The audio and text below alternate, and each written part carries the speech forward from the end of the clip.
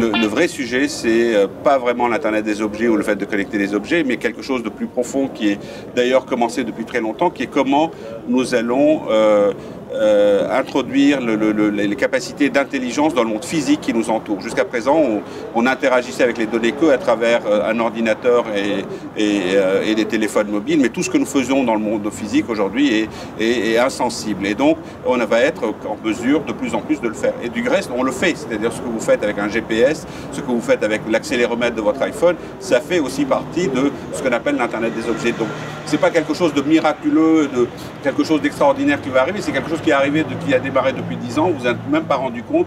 Aujourd'hui, le fait que vous êtes ici, que vous êtes en train de bouger, on le sait, et ça fait partie de ce qu'on met sous Internet des objets. Les technologies, on les connaît depuis très longtemps, en tout cas depuis au moins 10 ans, c'est les mêmes technologies que pour l'Internet. On n'a pas besoin d'inventer quelque chose, que ce soit les technologies de réseau, du Wi-Fi, du Bluetooth, du RFID, du 6LoWPAN, du Zigbee, enfin vous avez tout ce qu'il faut pour le faire. Maintenant, il faut le faire, il faut des idées, il faut des gens qui se lancent. Mais il y a des gens qui se lancent. Aujourd'hui, c'est les startups qui se lancent comme toujours. Et puis petit à petit, l'industrie va suivre. Ça va être probablement plus lent que ce qu'on a rencontré dans l'Internet virtuel, parce que faire un objet physique et le mettre sur des rayons de magasins, c'est plus difficile que d'écrire 3 pages web et de les mettre sur un site pour voir si ça marche ou pas.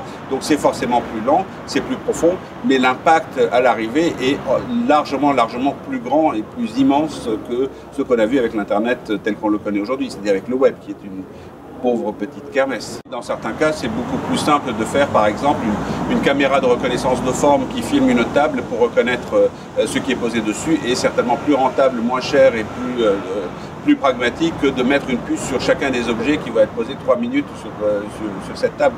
Donc il ne s'agit pas de connecter des objets, c'est pour ça que le problème c'est la création de sens, le problème n'est pas de connecter des objets. Donc tout dispositif qui est capable de comprendre, de rendre intelligible, de sentir ce qui est en train de se passer dans la vie physique réelle et ce qui compte. Au début on va faire probablement des applications assez naïves et puis petit à petit on va être de plus en plus pointu et ça prendra peut-être une génération ou deux d'y arriver. Mais on a vu ce qui s'est passé sur l'Internet entre les premières applications naïves et les dispositifs aujourd'hui extrêmement complexes et interdépendants qu'on a réussi à connecter. Ben, c'est juste le prolongement de ça avec une magnitude 1000, mais c'est jamais plus de magnitude 1000. On a l'impression que parce qu'on va produire plein de data, on va être obligé de la regarder. On n'est pas obligé de la regarder. Cette data, elle va être là. Simplement, lorsque vous allez aller voir votre médecin, au lieu de lui dire « il y a 3 ans, j'avais des maux de tête », vous allez pouvoir lui donner exactement la mesure de pourquoi vous aviez des maux de tête il y a 3 ans. Mais dans l'intervalle, vous n'êtes pas obligé de regarder tous les jours toutes les données médicales que vous êtes en train d'enregistrer, de la même manière que vous ne regardez pas passer l'électricité dans tous les appareils électriques que vous avez chez vous. Donc je pense que ça va être extrêmement banal, et tout ça ne peut exister que si c'est extrêmement banal.